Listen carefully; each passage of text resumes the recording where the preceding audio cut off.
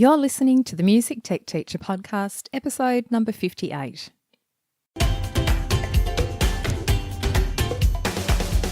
Welcome to the Music Tech Teacher podcast. Music tech tips, lesson ideas, advice, news, and interviews, especially for music teachers.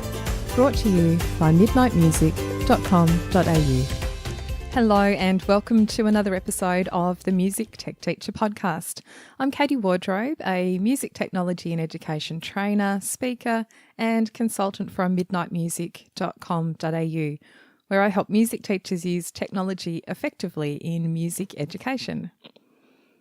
Now, lately I've been preparing a keynote speech that I'm presenting in a couple of weeks' time at a music education conference here in Australia. We are not on a big summer break like a lot of you who are listening from the States. We are in the middle of our school year, and although we're approaching a short break for winter, still in our school term at the moment. Now, the conference theme for this particular one is Play, Create, Inspire. Now, I'm not always a big fan of conference themes, I have to say, because as a presenter, I find sometimes I need to shoehorn the topic that I want to present into the theme somehow. But in this instance, for once, the theme was really, really easy to work with. And as soon as I heard it, it made me think of all of the cool tech-based creative musical things that are around nowadays that really inspire me. And these are the things that get me excited. So for the keynote speech I'm doing, I decided to pick 4 topics to share. I thought I would share one of them here with you today and talk about the ways that you could use it in your music lessons. Before I get to that though, I wanted to mention some free online training sessions that I'm running in June and July. They are free 60 minutes. I'm saying 60 minutes now. Perhaps when I run it, it might end up being a bit longer, but at least 60 minutes of a live webinar style training that's available to music teachers everywhere. And we're actually going to provide a professional development certificate of attendance for those that stay for the duration of the session. The first one's taking place on Tuesday, the 19th of June at 8 p.m. And that time and date is for those of you in the States. For me in Australia, though, it's Wednesday, the 20th of June at 10 a.m. in the morning, and that's our Australian Eastern Standard Time. Now, if you're listening after that date to this podcast, don't worry because there will actually be a replay recording available of the webinar itself. And I'll put a link to that in the show notes page for this episode. So the topic that I've picked for the first one, I thought I would start with something kind of general, I suppose, which is 7 easy ways to use technology in your music classes. And my aim for this one is to answer that question that I get asked a lot, which is where do I start with technology? I know a lot of you are still wondering about this and maybe you've dabbled in a few tech-related things, but you really want some more concrete ideas. So that's the idea for this one. I'm going to talk about 7 different things that you can do. Now, the response for this so far has been really overwhelming. So I was hoping for maybe 50 or 100 people to sign up. And as of the time of recording, we're up to about 1,000 registrations, which I am totally blown away by. We actually had to expand the capacity of the webinar system that we're using. So it had a top maximum capacity at first of 500 people. And I thought there was no way we would ever get up to that total, but we've totally exceeded that so far. So we've expanded it so that we can fit more people on live, which is a great thing. So I'm really excited. If you'd like to come and join the party and you're listening to this in time, feel free to join us live. The live thing is really great because it means that people can ask me questions, and I'm actually going to stay around at the end after I've done sort of my bit of the thing. I'll answer questions about what I've presented, but if people want to hang around and actually ask general questions about music technology and education, I'd be really happy to do that. So we'll see how that goes. There will be 2 or 3 others that I'm going to schedule in the coming weeks based on the popularity of this first one. So do keep an eye out for the information about those. I'm still deciding topics, but at this stage, I think 2 of them will be one actually on iPad apps. So sort of like 9 iPad apps that music teachers love and how to use them. And another one's going to be on ideas for curriculum, music technology curriculum, particularly for middle school students, because that's, again, something that comes up really frequently. And I may add in something else after that, and I'm just deciding still on the topic for that last one. So I'll link to the first one that's running and the others as they are announced on the show notes page for this episode. Now, that page you can get to with the link, which is midnightmusic.com.au/58. And on that page, you'll also find some information about the things I'm going to talk about in today's episode. And there will be a few videos that I'll mention, so I'll link to those so you can watch the whole thing. So let's get on to today's topic, which is inspiring use of technology. Now, the one that I've picked today is a form of, I think, musical creativity that you can do because of the technology that's available these days and the ease of doing it. This has been around for a number of years now and has grown massively in popularity due to YouTube, of course, YouTube. And the thing that I'm talking about today is multi-track video. At least that's the name I've given it. Split screen video might be a better term to use, but you probably know the ones that I'm talking about. It's perhaps an a cappella arrangement, which is sung by a single person, and you can see multiple of them on the screen. So one person might be singing 4 parts or 6 parts or 8 parts. And in fact, it's not just singing. There are some people who are doing this with instrumental arrangements as well. Now, I love watching these videos, and I know lots of you do too. And there's a few that I want to just give as examples here. So I'm going to play a really short snippet of 3 different examples of these multi-track video arrangements. The first one is by Jacob Collier, and it's his version of Pure Imagination.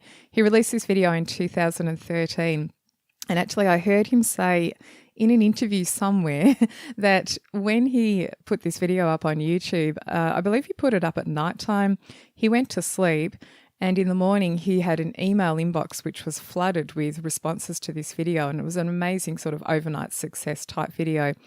And even one of the emails that he received was from Herbie Hancock, who I think is now his manager. So amazing response, and you'll hear why it was such a great response to this video, because he's an amazing singer, very skilled musician, and a multi-instrumentalist as well. Although in this one, he's just singing.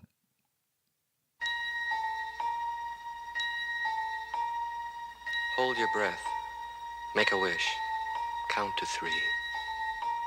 1, 2, 3, come with me, bop, and you'll be bop in a world of pure imagination. Take a look, and you'll see into your imagination. We'll begin now with a spin, traveling in a world of my creation. What we'll see will defy explanation. Now that was just a short excerpt from his video. I'll link to the YouTube video itself so that you can have a listen to the whole thing, and I really recommend it. He has lots of other fantastic ones that you can check out as well. The second short example I'll play is from a girl whose name is Anne Redburn, and she has a few videos up as well. I just thought I'd play hers as a sort of a contrast to Jacob's one. Hers is quite a simple arrangement of Mr. Sandman. And when you look at the video, you can see her, there's 4 of her on the screen. The interesting thing about hers, I think, is for a start that she's used a vertical format for the 4 videos. So they're standing, it's like 4 of her standing side by side on stage almost. And the very left video of her is the one that's singing the melody, the main part, and the other 3 are doing the backing parts. And the interesting thing is that she thought a lot about how the video would look when it was published. So the 3 parts that are singing the accompaniment kind of look towards the one that's singing the solo. And I think that's a really great thing for students to think about, is how the video is going to look when they actually publish it. So here's Anne's example of Mr. Sandman.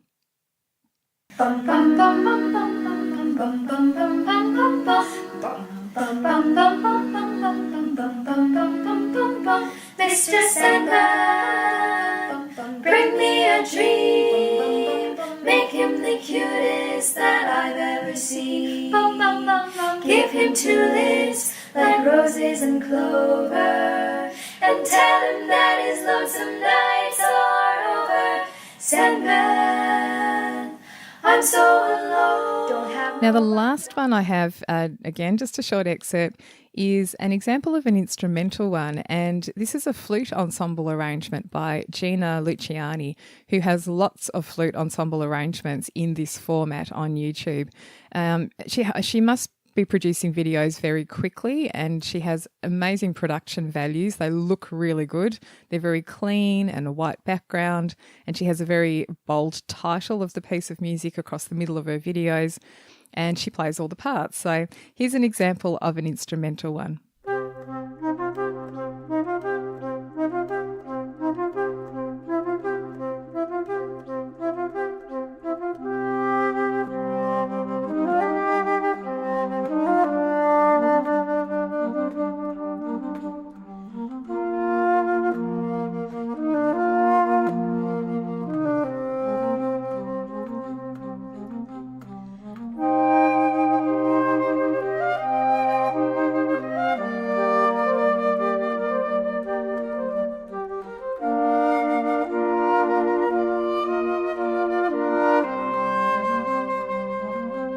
So when I see these videos, it really makes me want to go and arrange something and do a video myself and sing all the parts, because it's so much fun. And I find that nowadays, of course, with tools like this that allow you to make these videos, or even things like live looping, they really allow a solo performer to get their fix of performance even when you're just by yourself. So you can make your own videos and sing all of the parts or play all of the parts. You don't necessarily need to wait until you have a full ensemble of other people to sing or play with you. Now, you might be also wondering, how could I fit this into my classes? How can I use this with students, and what are the benefits of doing this? So I think there are lots of educational benefits getting students to do this themselves, or even as a group project. You could do it as like a class project even, if your students are not perhaps up to the capabilities of doing it on their own, but you could definitely do it as a group activity.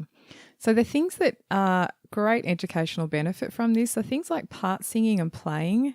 You really need to listen. So even if you yourself are doing all of the parts, you need to listen to yourself. So you basically lay down one track, and then you need to sing or play over the top of that with the next part. And so you have to listen very carefully to that first track that you've recorded. You need to consider balance and timing and keeping a steady beat. And the other aspects of it include the arranging skills that go into which parts you're going to sing, who's going to do what, how you're going to make a bass line. As a female singer, that's always a big question for me. Can I arrange it in a good key that allows me to sing some good bass parts? Or is it all going to be too high and I can't fit the bass line in because I can't sing low enough? Or am I going to perhaps add an instrument accompaniment to it to help me out? You get some practice at doing multi-track recording. So from a tech point of view, you get that sort of practice of laying down one track at a time and organising yourself and working out what you're going to do, and thinking about perhaps adding a count in or a click track or something to go along with, so that the recording works out really well. And one of the last things is that you get to consider video recording best practice. If you look at a range of these videos on YouTube, you really quickly pick up what are the good things about the ones that are very popular and very effective. So one of the main things with video is making sure your lighting is good. So the ones that stand in front of a brightly lit area, not too bright, but sort of a brightly lit area as opposed to a dark part of the room, or ones that perhaps have organised a little bit of lighting around them. Some people use professional lighting. Some people use just, lamps that they have around the place but put them in strategic positions. The ones that have good lighting really stand out, and particularly that flute ensemble the arrangement that I mentioned, that one looks really great. Gina does a great job with her video recording, and she has this great background. So those sorts of things are all fantastic educational benefits of doing this multi-track video recording. This episode of the Music Tech Teacher podcast is brought to you by the Midnight Music Community. The Midnight Music Community is an online space for music teachers who'd like help using technology in their music lessons. There are online courses, video tutorials, lesson plans, music tech news, and professional development certificates are provided for any training that you undertake. I'm inside the community every day, personally answering members' questions and sharing tips and ideas. The best thing is that you get to connect with hundreds of other music teachers just like you and share your own experiences and occasional music tech frustrations. For more information and a special joining price just for the listeners of this podcast, visit midnightmusic.com.au/podcast offer. That's midnightmusic.com.au/podcast offer. So in your lessons, if you wanted to try this with students or get them to have a go, particularly if they're older students, they could definitely have a go at this by themselves or in small groups. Or if you wanted to do it as a whole group activity, you could definitely do that too. So I would choose a song that you know really well, that the kids know really well. Start simple. You can just do a simple 2-part thing with a melody and some percussive accompaniment. So it could be body percussion or some classroom instruments. You might choose to do a round or a 3-part song. You could choose an a cappella arrangement that you already know, that you're already singing, particularly if you're working with a choir. Now, it's really good if there is an individual student doing all of the parts. It's really important for them to practice every single part on its own and through its entirety. So when I've had a go at doing this in the past, I've usually picked arrangements that I know really well, but they're ones that I have sung perhaps the soprano part for. And although I am really familiar with the arrangement, I haven't actually sung through the second soprano part or the alto part on my own in its entirety. And when you do that, you kind of get taken a little bit by surprise at first perhaps and think, oh yeah, I really do need to practice this a bit more before I hit the record button. So practicing each part on its own is important. And as I mentioned, it can be a small group activity or individual activity. And if you were doing it with your whole class, that's totally fine. Each video square could just have your entire class group in it. So it might be just one section. So maybe you'll get all the sopranos to sing their part and you'll video record them, and then you can get the next part to do theirs. You might be wondering which tech tools you can use to make these videos, and there are a few options. If you want to take the really easy route, the straightforward one, where there are some things set up for you already, there are a couple of iPhone and iPad apps, so iOS apps, that are really good to use for this instance. Now, the two that I know of, and I've had a go with both of them, are GridPlay, and there's one called Acapella. Now, the spelling of the app Acapella is not spelt the correct way, so if you're going to go and look it up, it's ACAPELLA, so only one P and one C in the name of the app. Now, the difference between the two, at this stage, I kind of like GridPlay a little bit better. The reason is that, one of the main reasons is when you open up GridPlay, you can kind of get started straight away. Now, the Acapella app, on the other hand, requires you to sign up and log in as soon as you open it. They also state very clearly that their terms and conditions, you need to be 13 years or older to use the Acapella app, and they have more of a social sharing aspect to their app as well. GridPlay is not quite like that. It doesn't require you to sign up, and it has less of a focus on the social sharing. So GridPlay also has this extra feature where when you're choosing how many squares you're going to record, so this sort of gets down to how many musical parts you're going to record, you can actually format the grid the way the video looks in some unique ways. So you can have a straight grid with just 4 squares across it, like a box shape divided into 4. Or you could have 9 squares like that. You can actually even combine some of the squares in a strange shape and have some smaller ones around it. So you drag your finger across the grid and join squares together to make a single video, and then it might have some smaller ones around it. It's really difficult to describe, I know, without seeing it visually. So when you go and take a look at the app or have a look on YouTube at some of the examples, you'll see what I mean there. Now, for Android users, I haven't really found a great alternative for you. So the two that I've mentioned so far are just for iOS devices. Android users, I've found one online which is called Acapella Maker, but it really does have mixed reviews. So I'm not recommending it as such. I haven't tried it out. I don't have an Android device, but perhaps if you want to go and check out the reviews and just see what you think before downloading it and paying for it, I can't remember if it was a paid one or not, but just check out the reviews before you commit to using that one. The issue with the Acapella apps on Android is that with Android devices, there's a bit of latency involved with these musical creativity apps. And that's the main comment in the reviews, which is that, you know, you lay down one of the videos and when you're putting the second one down, there's some sort of delay and synchronization issues there. So do go and check it out. Now, if you wanted to do more complex videos, more complex versions of these things where perhaps the number of parts change throughout the song, you probably have seen some videos where for the first part of the video there might be one part, and from a video point of view the one part fills the whole screen, and then after maybe 4 or 8 bars perhaps the second or third part comes in, and suddenly it switches to a view where you can see all 3 parts at once. So the screen is divided into smaller portions, and then later on it might go to more parts and it's divided up again, and then it might switch back to just showing a single instrument at once. Now, all of this is totally possible, but that's not something you can do in those iOS apps that I mentioned. This is something you would do in a manual video editing way, and you'd use video editing software for this. So it's more complex, but there is much more flexibility in the output. So for that sort of thing, any video editing software will do. You basically record multiple videos and then synchronize them all together. And this is the other complex aspect of using video editing software to do this. You really need to make sure that all of your videos are going to synchronize up together. And that can get a little bit complex. It's not impossible. And once you get into a routine with it, it's fine.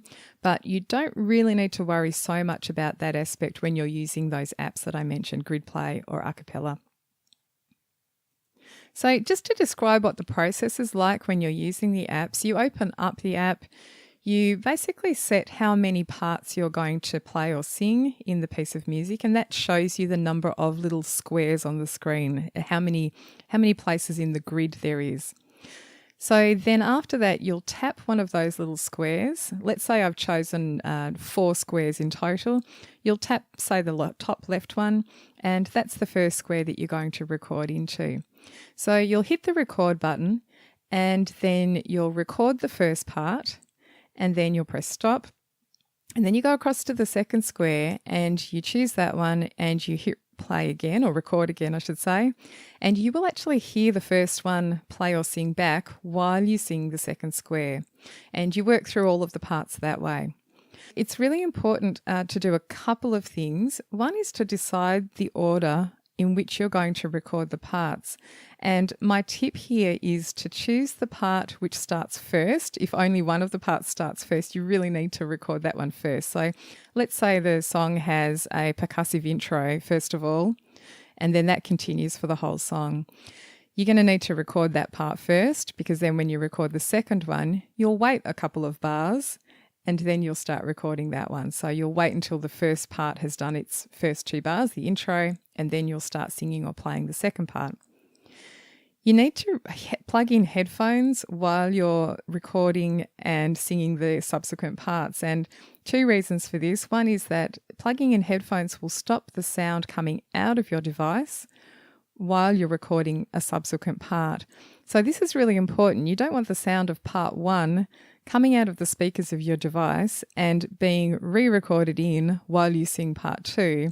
And then the same thing again when you sing part 3. You want to try and get clean recordings of each of the parts. So plugging in headphones will stop the sound coming out of your device. And the other thing, of course, is that it means that when you have your headphones in, you'll be able to hear the first part that you've recorded so that you can sing along with it in time and in tune. Now, if you're doing an arrangement which has perhaps or a number of parts that start simultaneously in bar 1, beat 1, you kind of think, what are you going to do in that instance? Now, I would actually consider just altering my arrangement a little bit, and I would probably put some kind of count in first. So I would do 4 claps or a couple of clicks or something before all the parts come in, and you would have that in one of the parts, and then that acts as a count-in for all of the other ones, and then you can all come in together. So really important just to consider those things before you hit that record button and sing the first part. Now, it's a strange situation. It's a strange sort of, scenario when you're actually recording these parts, because the first one that you record, you're singing with no one else, and you hit record, you do this part, and you might sing for 3 minutes and you're just doing maybe a percussion part for that entire time. And then you press stop, and then you go back and press record again, and then you maybe sing the bass line next over the top, and then the tenor part or the top part, and so on. And the same thing, obviously, if it's a guitar thing or a keyboard thing, you basically layer those parts one by one. If one of the parts has rests at the beginning, when you record that part, you just have to stand there and listen to the first few parts that you've recorded. And so you might want to consider what you're doing on the screen, because that's going to be in the video, even though you're not actually performing at the start. So it's a funny thing, and it does take a little bit of getting used to. When I was having a go at a couple of these apps and just trying them out for myself, it occurred to me that you could actually use 1 or 2 of the squares in an arrangement for some different things, some useful education things. So I think it was because I was watching a news report one day, and I saw, sometimes if a police officer speaks about an incident that's happened, sometimes in a press conference, they'll have someone doing sign language alongside the police officer so that deaf people can understand what's going on. And I actually thought this would be a great thing to include in one of the squares. So you could have your arrangement as usual in, say, 4 of the squares, and in a 5th square, you could have someone doing sign language along with the lyrics. I thought that would be a really great thing to do. And then, of course, that made me think of solfa hand signs. Students could actually sing a melody in one square, and then in another square, they could video record their hands doing solfa hand signs if you're doing Kodai stuff with your students. Again, that would be a great thing for students to do themselves, and it could also be a thing that you do as a teacher, creating a teaching video of some sort. So if you are just teaching a melody and you want to teach the solfa hand signs so that students can practice along with you, it could become a teaching video where you do that yourself. Other ideas that led on from that in my head were having chord symbols in one of the squares. So perhaps you might be creating a teaching video for ukulele, and you might play the ukulele part in one of the squares, and in a second one, you could have the chord symbols showing. You could just do this really simply by having them written on a piece of paper and holding up the piece of paper at the right time, showing the right chord. Of course, students could do this too. It would be a great sort of a song analysis type exercise where they're thinking about the chords of a song, and then they have to hold up the chords to match whatever's going on in the song at that time. That could be really cool. Similar to that, another idea is to use some elements of notation and have those showing in one of the squares. So it could be anything really. If it's a very simple melody that you've recorded or percussive rhythm, you could actually have crotchets and quavers and so on showing at the right time in one of the squares while you're singing the other part.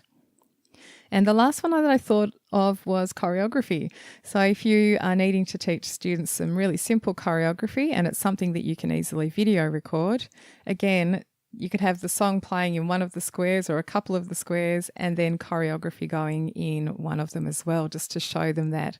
And of course, it's great for students to do these things too.